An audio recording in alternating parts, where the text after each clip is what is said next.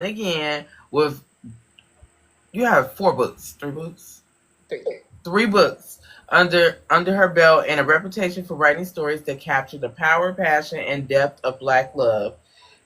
C.M. Campbell is, I hate saying your full fucking name instead of saying Cassie. You can say whatever you want to say. I don't care. I be trying to be professional.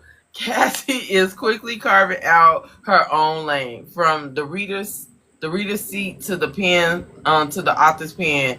Her journey is one worth unpacking. So let's dive in. I mean, half the people in the reader space know me as Cassie anyway. Mm-hmm. So that's how I started.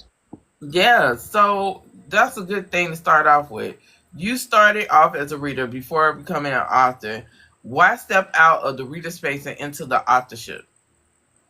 Well, I always wanted to be an author, or I wanted to be a writer. Not necessarily published, but I always loved writing. I loved getting my thoughts out. I write a lot through emotion, so when I'm feeling things, I will sit down and write. Um, so I was like, I'm reading a ton. Last Mm-hmm. year, I think I finished off the year with like 520 books. Mm-hmm. And my fiance was just like, you read so much, but you talk about writing all the time. Why don't you just take that leap? And I just like, okay, well, I'm going to write. If it turns into something great, if not, I wrote something before my 31st birthday. Mm-hmm. So, So what moment or experience told you, starting with your first book, that I can write this and my voice needs to be heard? um, as far as like the first book, that book's about me. And it's about my Mm-hmm. life, some of the hardships that I've gone through.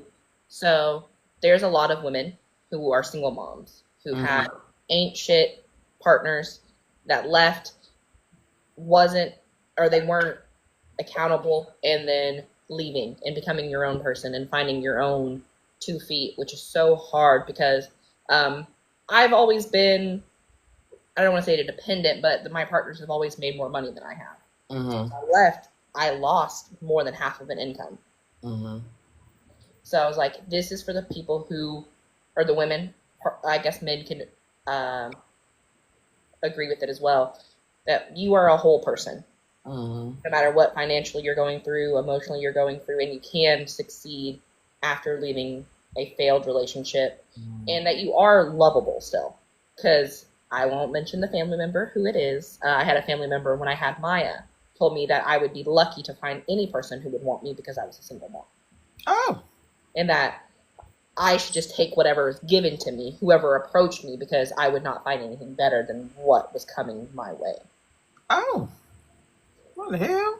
And I'm like, as a man with 2 children, you found somebody. So like he's very misogynistic and Mm. longer.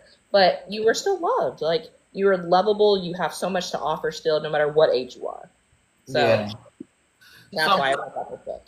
so Black love is like the central in your stories. What is it about Black love that makes you return to it again and again in everything that you read? So I mean, most people know I'm in an interracial relationship. My fiance is white. Mm. Um, for me, I don't see color. Like when it comes to love.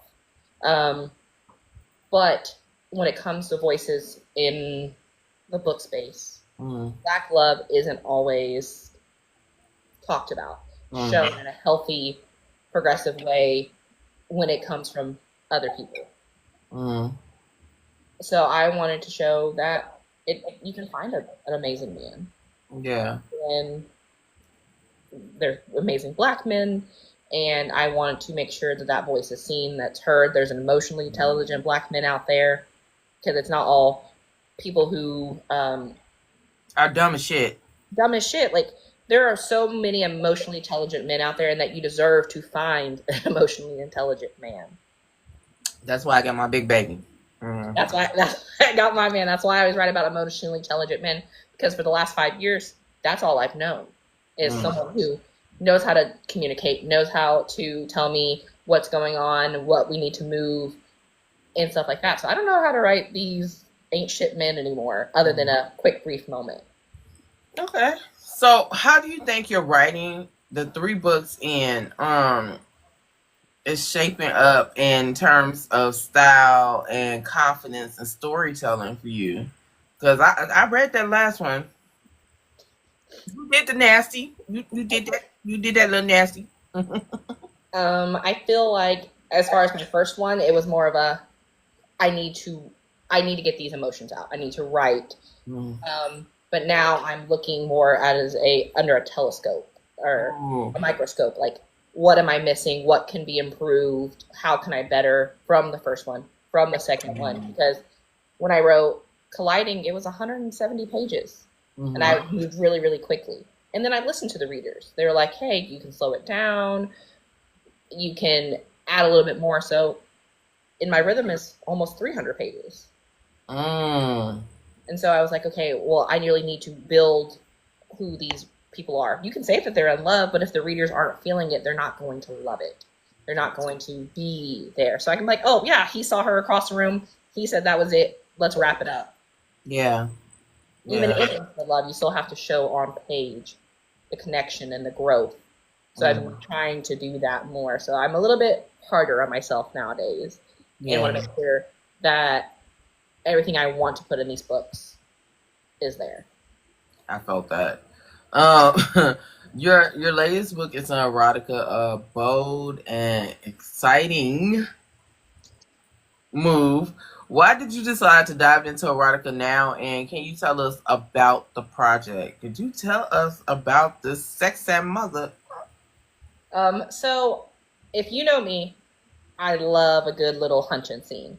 I love the connection that can be brought through that. Because, yeah, you can love someone and you can feel that emotion, but that hunger when you see your person or when you're having that moment with someone you're connecting with, I love that. That's just, it just brings me joy. So when I started writing about Cardero and Balin, they were initially supposed to be a full-length novella. They were supposed to have the whole story. But when I came down to it, that's not what I saw for them. When I started writing it, and I was like, what I want to do is a lot bigger. So I wanted to write a book for the couples who've been together for many, many years. Oh, spoiler. Y'all had enough time to read this damn book at this point. For the people who have fallen into a rut but still love their partner. Or somebody who needs their back just blown out to knock the cobwebs out. Yeah. Exactly. I mean, life happens. Life will definitely life and throw you off the course of where you are in a relationship. So you always have to find your person again. Yeah. At any point. Like, you can do the work. The work can be done, and it doesn't have to always be stereotypical counseling or whatever the case may be, whatever fits you guys. And so that's why I wrote that. Because, I mean, who doesn't like getting their back blown out and rekindling the love that they had? Who doesn't like getting their back blown out by a cowboy? Yeah. That likes to use a rope and likes to bend you over every once in a while. So I'm just saying, if y'all haven't read that damn book, it is a short read, but it's spicy. Because I like that, but sometimes I feel like in longer novellas you can't write as much of the sex. It's you get 3, maybe 4 scenes before the reader's like, "Hey, I'm over it." Yeah. But in a novella, you write them so quick, or in a erotica, you write them so quick that that's the purpose of it. You're there for the smut with a little bit of plot, or sometimes it's all smut and no plot. And I like to mix it up every once in a while. So when you're writing a male character in your world, what qualities does he have to embody to feel authentic in your stories? One, as I said before, he has to be emotionally intelligent. I can't play these little boy games. You got to know what you want. Right. I have to act on it right now, but you have to know what you want from me. I don't do all that arguing. I don't argue in my real life relationship, so communication is a big one. He's got to know. He has to know how to toss me around. There's that. So on the flip side of that, what about a woman? What about your female character? What qualities do you believe they must carry to balance or challenge the men. That they're not just going to easily fall in line. Mm-hmm. You can try to lead me, but you have to show me why you deserve to lead me. I'm not going to just be like, yes, sir, you said I need to do this and I need to do that. But can you actually lead? If I give you everything, I'm giving you, as a single mom with Sage, you can say you're going to do this, that, and the third for me, but if you can't prove it to me, I can't give you the keys to the kingdom. True. True. I don't like pushovers. I hate, the one thing I hate about females in certain books, you know what? I'm going to backtrack. What I hate when black authors write black females is I don't give a fuck. No offense to the white people. But when a black author writes a female that's too needy, it just drives me crazy. The thing is, you can have a character that is been traumatized, like Zora in My Rhythm. She was traumatized. Her parents died, and she had shitty homes that she was living in. And yes, she was hesitant and she was quick to jump to conclusions. But as soon as Darius came and stepped to her and was like, this is what this is, and this is what I have to offer, she had to decide. Do I want this or do I keep fighting it? So, I mean, you can give a little push and pull, but let's not drag it. Now, I'm talking about the ladies, the bitches that it's like, they're damsel in distress, but they are in distress all the time. I DNF'd a book where the FMC in like the first chapter was just like, I know I can't get out of this, so let me go ahead and just fall in line with the abuse that I'm taking. No. I have to get up out of bed at 3 o'clock in the morning to get ready for my man so he doesn't know what I look like outside of makeup. Because I'm his perfect little doll. Oh no. Not for me. Oh no. I can't do it. So what do you think the literary industry at large needs to focus on when it comes to black authors? I'm going to say grace needs to be given. I see a lot of readers out here that are real strict. However, they have to realize I'm my own team. So sometimes there's going to be human error. And instead of just like dragging it, just have a little bit of understanding. Even with people who have a team, those people are still human. Yeah. So like, if you're one of those readers, you're like, if you have 5 errors in your 60,000 plus word book, I'm taking off a star. I just don't understand that. Because they was never there for the plot. That's the thing. They were there to criticize the author more so, looking at the plot. And I do say this. I think as readers we forget that the authors are human. And sometimes we are overly critical of books instead of just really looking at the talent and the plot that the authors have written, that gave us. So I do think that readers tend to take that power, like a power trip, and overly criticize people for the minute things. So, yeah. I'm gonna tell y'all bitches right now. When I come out with my motherfucking book, guess what? I'm cussing all you bitches out. That's why I don't read reviews anymore. After, like, I will read them, but I have to realize that, like, some people go into reading to criticize. And that's their prerogative. I don't need to listen to that necessarily. Yeah. Because if I had one missed period, I'm sorry, baby. It was literally an accident. And if you email me and say, hey, I'll fix it. So people don't want a review and then like, oh, well, they had one. I just don't get that. Just communication. I'm all about communication. I think it's also the lack of responsibility when people actually know that they're trolling. They're literally trolling, Yeah. So indie romance is thriving, especially under black female authors. Why do you think traditional publishing isn't caught up on or caught up at the moment of black female authors really pushing the goalposts.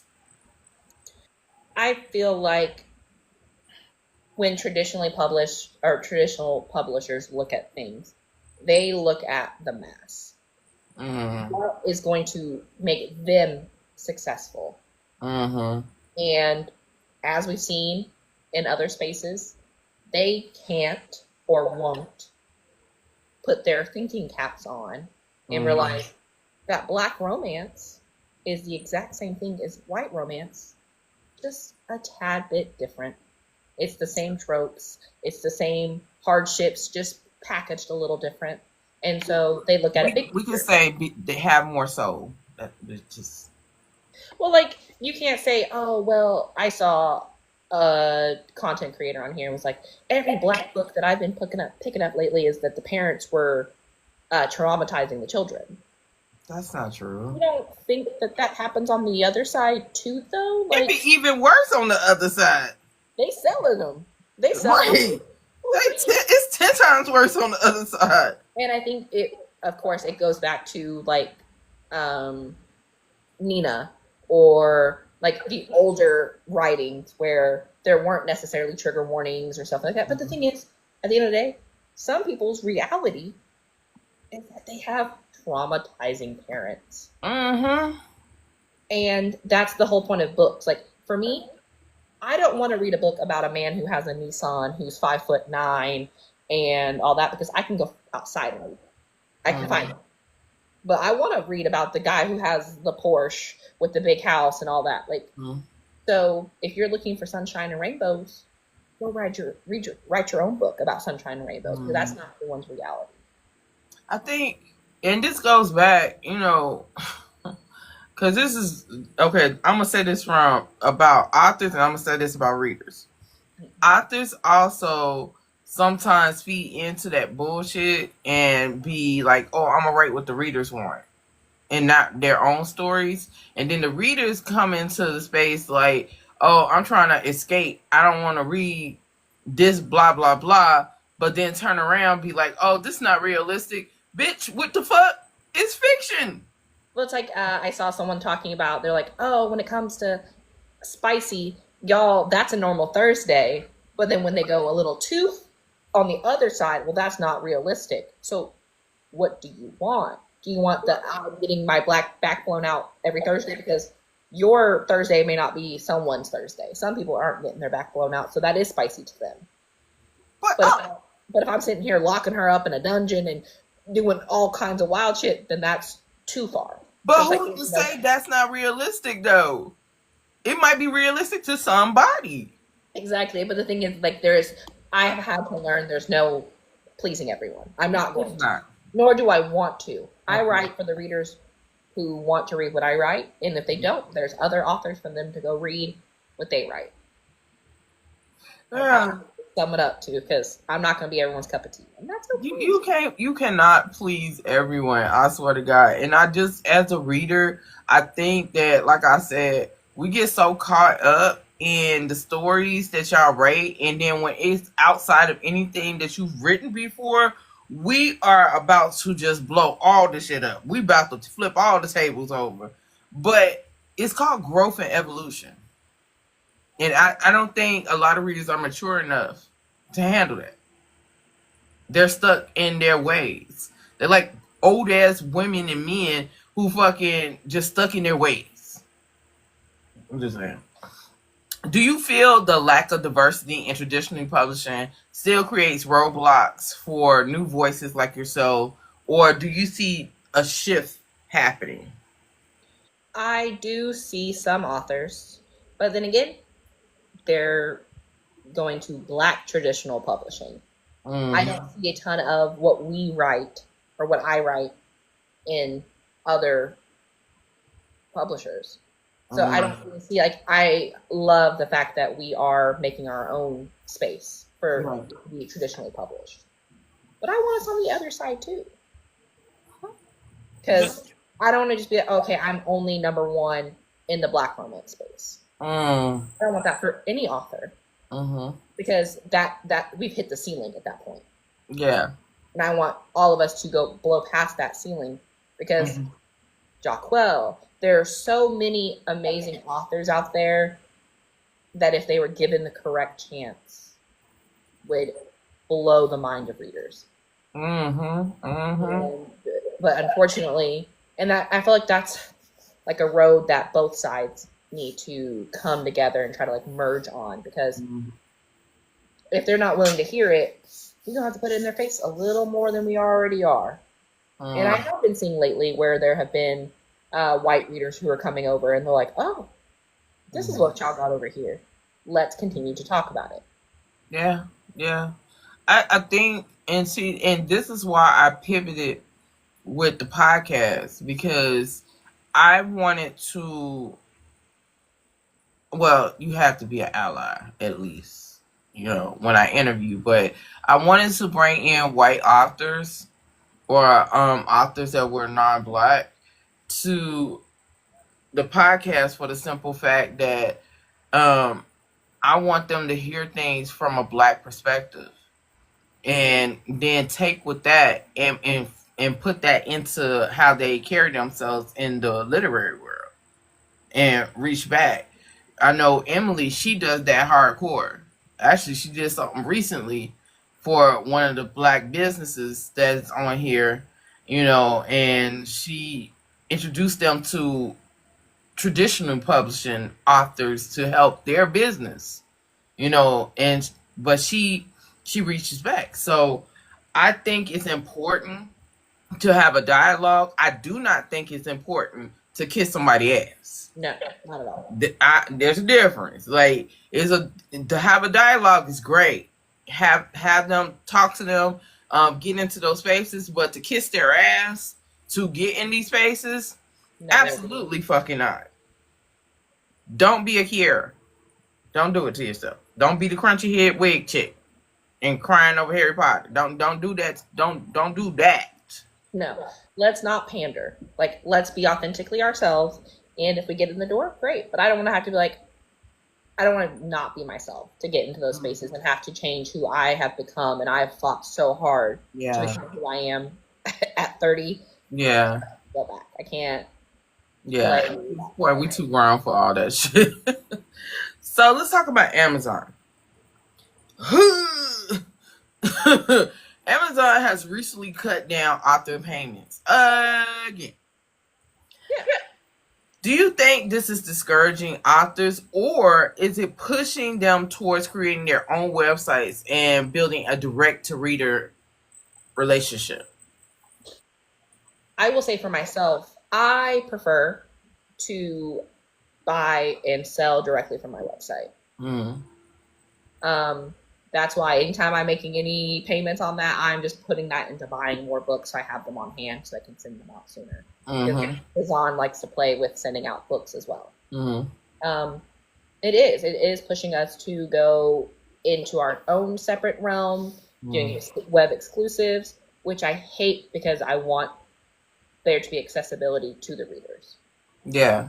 So I feel like we need to find something else, because I need, like, for indie authors, a lot of people, myself at one point was this way as well, that if I haven't read your work, I'm a little less willing to spend that money on a book that I may or may not like. And I know a lot of readers have voiced that.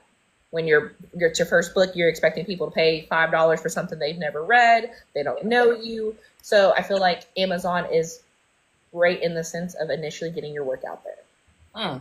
It is a good, hey, because they're willing to take a chance. Oh, this is just a borrow. Because I'm already paying this money so I can read this book. Yeah. But I know, like, A.A. Lewis, where she starts on her website and then takes it back to Kindle eventually. And that works because she has the readership. So I feel like there's kind of a toss-up. I would prefer to have it on my own website. But I know I'm still new in the space. So I need to get my readership up before I feel more comfortable to do that. Yeah. And it also is financially, when you're starting off, a better route than going to when you're trying to print books. Yeah, yeah. I can I see mean, that. Ingram is good, but you also have to think about you have to pay for an ISBN number. When it's your Yeah, first book, do you have $125 just to shell out for a book? yeah. Some do, some don't. Yeah, I learned that last night about the ISBN. I was just like, goddamn. And then like there are deals, but like it Amazon is a way to hold people in as well. Mm, Because you're like, oh, I don't have to have an ISBN number for Amazon, but then your book is locked to Amazon. mm, So when you're first starting off, you're like, hey, well, it's free for me to upload it. mm. They just own it. So when you're like indie authors, it's like Naima said, it's a necessary evil when you're Yeah, brand new to the space. But if you're Jock Queller, like they do it because that's where their readers are. yeah, yeah. But And I think it's also good to own your ISBN. Like, oh, absolutely. I think the only don't fall into that trap of Amazon be like, oh, we'll give you an ISBN. no, the only one I don't own for me is Beneath a Stetson. Mm, And I was like, I don't like that I did that. yeah. But so this next erotica that I'm doing, I'm gonna own it. Whoa. I was about to get to that question, but whoa. What you mean? The one I sent you. It's about a mattress actress and her best friend who just got out, fresh out the pen, and he Uh-huh. decided Uh-huh. he's coming home for mama. Now, what made you write a mattress actress and in a erotica romance? Because one, a lot of mattress actresses are readers. Mm. They are. They Oh, I are. know. One of my favorites follows me. Yes. There's another that I have found. And let's be for real. It's not the first time. What is it? Vivo. I don't want to butcher her last name, but she wrote Just for the Cameras, where it's Oh about yeah, yeah, yeah, that I mean the African author. Yeah, yeah, yeah, yeah. where she wrote the two best friends or the couple that was in love with their best friend. They were Mhm. mattress actresses or actors or whatever you want to call them. And I just feel like there's sometimes we oversaturate with certain careers Mm. because not everybody's a doctor, not everybody's a lawyer, Mhm. and people can be successful in their own ways doing their own things. True, true. That's like why I loved when T. Lynn wrote in her first series, or one of her latest ones, the Amarni sisters. He's a poker player. That's how he Mm. makes his money. It's not a traditional 9 to 5. And I was like, I'm so tired of always seeing the same occupations. Mm. That is true. That is true. Who doesn't want a mattress actress? Because first chapter, mattress actressing is going on. The first chapter. Or Er, er. Well, how many pages is this gonna be? you know, I was aiming for 100, but I feel like it's gonna go a little further. Ooh, I like a longer erotica. Because Beneath the Stetson was 68 pages. That was a quick read, girl. I was like, where the rest? I have gotten that. Where's the rest? Can I get more? I do. I mean, I like cowboy books, but it's something about a black erotica cowboy book. Can I get some more? My thing is, I would love to write more. However, comma, See the however. See, I feel like this. I don't know where to go with it. Do I start back from now that we have fixed our problems, or do I do the 10 years that we know nothing about? The 10 years we know nothing about. And I was like, well, that's going to have to be a full length novel. That's going to have Uh, to. So I was like, I want to do an erotica. So I thought about doing just some bonus scenes when I do. yeah, you can put them on your website. Yeah, I was thinking about doing exclusive website or bonus scenes. I I bow. So yeah, so I was thinking about doing that or giving snippets of throughout their life of moments because he used to be a rodeo star. I wonder. Okay, this was the question I was wondering. How was his life before her with other females? I thought about that, and then I thought about some more role playing I could do in that from because I think one of the bonus scenes I was going to initially put in the book, and I was like, no, I'm going to save that for later. I have it written. Um, there's many ways I can go with it, but I don't want. I'm the type of writer I can initially think about something and really really enjoy it, but the moment it feels forced, I've become a mood writer. I no longer want to touch it because it feels forced. I get it. I do. I really get it. But Cassie, I say this all the time. If I'm asking, it's because I think you wrote a really good book and your characters really spoke out to me. So I'm like, hey, hey. Hey. Um, if I don't do something before Cardero and Balin, maybe just maybe someone else in the book could get How about a there. friend? They're Black both girls, black girls. you know, I do have a little sapphic in the vault. I'm just saying. I'm just throwing that out there. As a sapphic woman, as a woman loves woman, those will be coming. Okay, okay.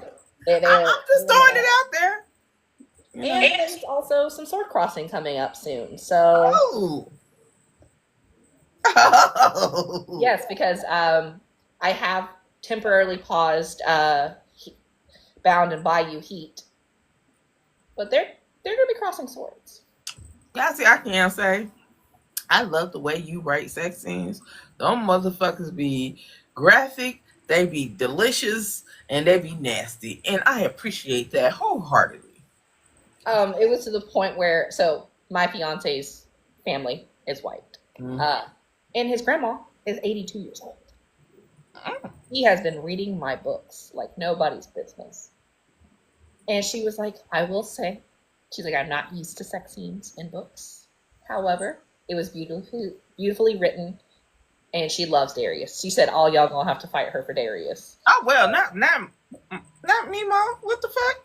Gigi said, y'all gonna have to fisticuffs with me about it. He said he is a man. I said, thank you. Oh. Oh, okay. What the fuck? He was like, he is a man that will take care of you, pays attention, all that. Yep, nasty Nana. Gigi was not playing. And I told her, she was like, oh, I'm going to read the next one. I said, the erotica? And she said, mm-hmm. She going to read it. Oh, okay. Okay. So, what's the goal you set for yourself for your birthday? Oh, so I would like to sell 100 paperbacks through my website if possible, but I'll count Amazon as well if that's what's more affordable for you. But I'm signing paperbacks, giving out goodies, and I want to sell 100 copies by my 31st birthday. And when is that? September 2nd. So we're coming up on it. I believe I have hit 17 books so far on that goal. So thank you everyone who has participated. If you go to my website, link in the bio, you get 32% off. Yeah, I heard that. For some reason in my head, I already considered myself 31, so I was like, oh, it's my 32nd birthday. It's not my 32nd birthday. It's my 31st. And someone had already gotten 32% discount, so I was like, let me just leave it as that. Okay. So what's next for you? Like, what's the new books? Besides, you got the mattress actress. Or do you have any collaborations coming up or anything like that? I do have a collaboration coming up. It won't be until next year. It's not my collaboration to really talk too much about, but I am gonna be collabing with some amazing authors. Yeah, I know about that collab. I'm a part of that collab. Another author is doing a collab. So I'm kind of waiting to see what's happening with that. I have 2 Pen sisters. We're talking about collabing and trying to pull in some other authors. We want to do, I won't say necessarily what it is, but I'm going to be reaching out to authors very, very soon to see if they would like to do a little collab. And yes, Alma, you can be a part of it. You can have a web exclusive. But it's going to be an erotica collab. Oh, Mr. Nasty Time. Where will readers be able to find your books, and what book signings are you going to be at? You can find my website at authorcmcampbell.com. If you are looking for books, there is Signed, Sealed, and Delivered. That's the little tab where you can buy my books. I also have author services up there if any author needs help with formatting or custom headers for their websites or for their books, because I love doing that. I love helping out. And then as far as events I'm going to be at, I will be at the Boozy Book Tour Las Vegas. I'm so excited for that one. And I'm also going to be at Petals and Proses, A Blossom and Brianna Michelle's event in St. Louis next year. Okay. Look at you making moves. I'm trying. I will have to say thank you to Nicole, Shannon, and yourself, and Sister Harlem for telling me that I can do it. You can. And I was a little shy, and I was like, maybe 2027 they'll see me. And y'all talked so much life into me that I decided to put my shoe out there. And if anything, I was like, well, at least they know that I'm interested. Because the worst thing I can be told is no. Sure. And I can take it respectfully. Sorry. Well. I mean, and the thing is, a lot of people will start connections with people in what they can give them. True.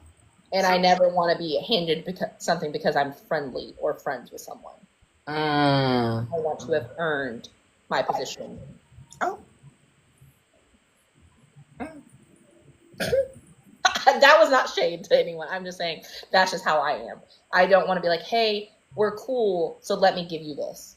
I want to make sure that I've earned my spot, because if I'm up there with amazing authors and they're like, well, why is she here? I don't ever want anyone to say that. Well, I hope y'all never say that around me. Ever. Because y'all know I ain't got no filter, right? I also have a PR person who holds in my filter, because there's a lot of stuff I've wanted to say that I haven't, because she'll be on my ass and I just can't. I give my PR person gray hairs. My PR person actually isn't a PR person, but she acts like she is, so we'll call it who did. So, did you start a Facebook group or a Patreon or something? I have started the process of getting a Patreon. Yeah, me too. I need to give myself a little pep talk. So I'm like, well, like when the way that I think about things, I'm like, I'm so new to the space. So I was like, I want to do it, but I've also done the free option.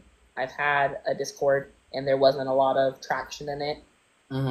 So right now, I feel like maybe when school starts, once my kids aren't in my face 24/7, I'll have time to like sit down and focus on that. But there is a Patreon in the works. I just need to figure out the tiers and all that. Same. I'm in the top tier. You're getting a book. Whatever book is coming out, you'll get it. Fine. Same. I'm trying to figure that shit out. I mean, I started. It's in review right now, but I honestly think hold on, y'all. They filtering y'all comments, so I don't even know why. Yes, author Lynette is on my head about PR. She won't let me say nothing. I want to say this to all authors.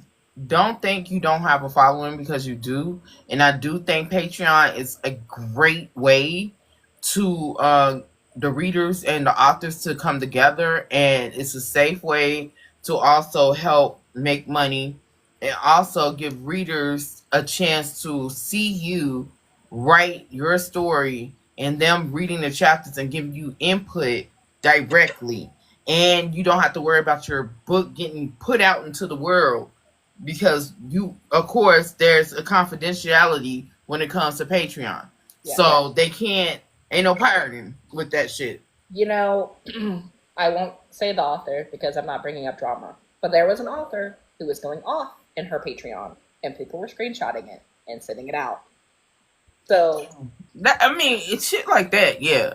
But yeah, but my book, no. I make everyone sign it. If you get access to me, you sign an NDA unless I know you and I trust you. but I think it's a great way for authors and readers to come together instead of Facebook groups, because not knocking Facebook groups, sometimes it's okay to have Facebook groups, but I don't like the toxicity over in a lot of these Facebook groups.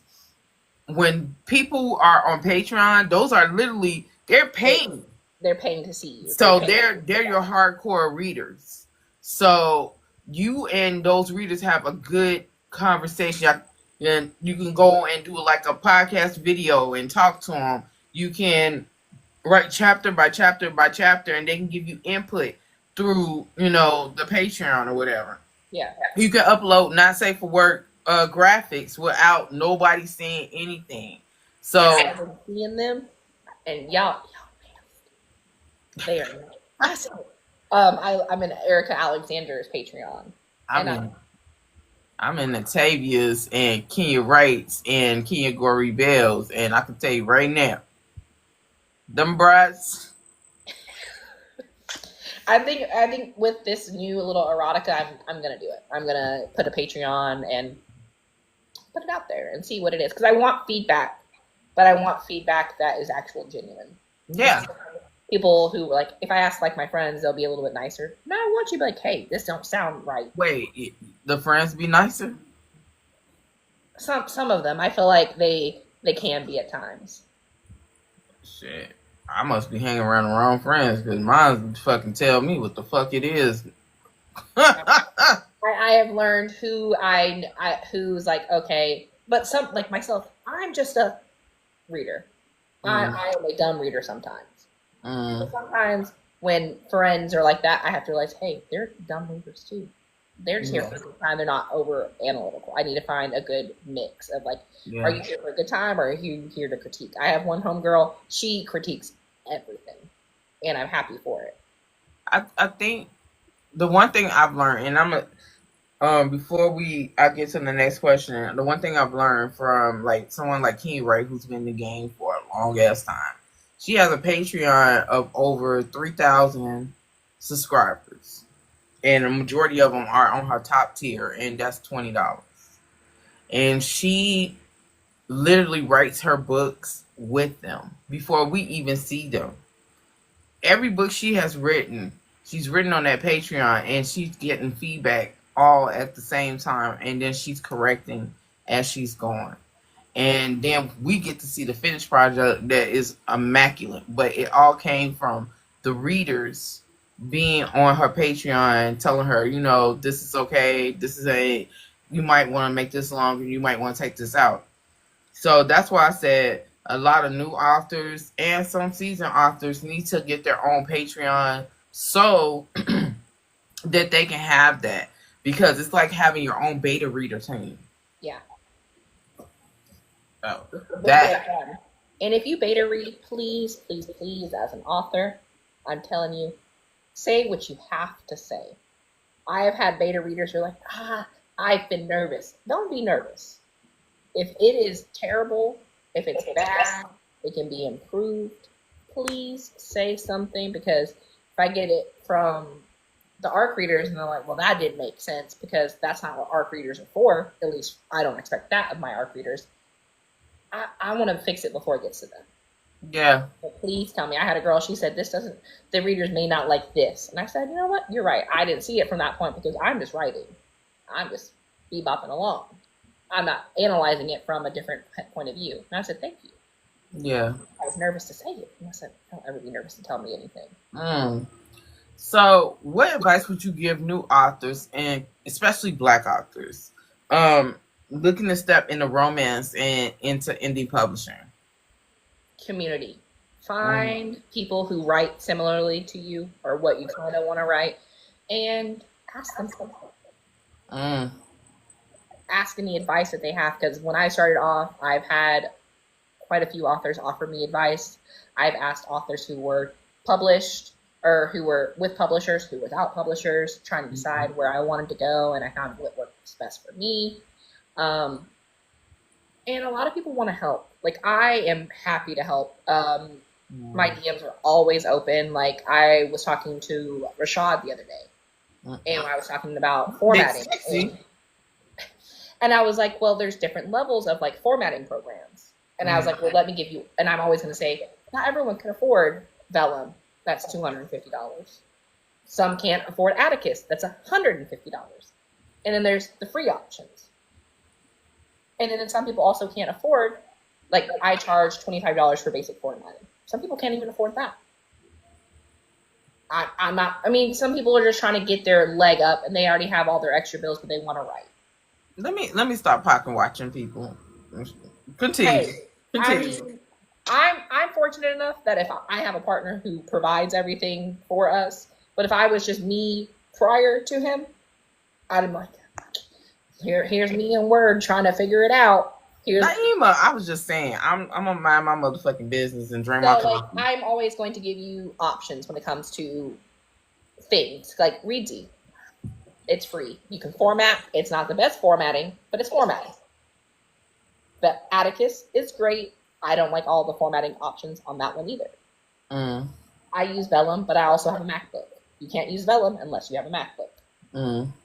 And that's where I get all my formatting. But I'm always going to be helpful. My DMs are always open. I don't care who you are. Ask me a question. I'll give you an answer. If I don't know the answer, I'll find someone who does. Okay. I don't pocket watch, and I don't, I'm not a gatekeeper. Yeah. Because we're all in this together. Yes, gatekeeping as is. God damn it. I mean, there were 7,000 people to get in Black Romance Book Fest. You don't think there's 7,000 people out here trying to... Please don't get me started on that shit, because I'm winding up. In a sense, what I'm saying, like, some people act like when it comes to writing that you can't share secrets because it's going to take money out of your mouth. There's 7,000, at least, who want to get in the Black Romance Book Fest that are out here trying to read books. So you trying to be helpful to somebody else is not going to take money out of your pocket. And if it is, step up your pussy. Sorry. Okay. So I'm finna do your outro. This has been a good conversation, guys. And I see the evolution of you as an author, speaking to you again. Touching on Black love to us talking about the challenges and opportunities in the indie publishing space, to the courage it took to just even explore being an author, and especially writing erotica, because not a lot of people can do it. Because everybody think erotica is just sex. There's a lot more to it. But I love how you write. And if y'all haven't read her books yet, what's your website? Author CMCampbell.com. I need y'all to go get her books because bruh, yeah. I know that means that's a lot coming from you, so I know I appreciate it. I like your work. If I ain't like your work, you wouldn't be on this motherfucker. Oh, I know. And you would tell me, you wouldn't be like, "Oh, Cassie, no, you're straight up," and I appreciate that and value that very, very much. But y'all do need to check her out, and I appreciate you as well. Thank you for being here. In my sleepy, half woke ass self. And so everybody that's watching, y'all know what I do. Stay loved, stay loud, and stay black on motherfucking purpose. And on that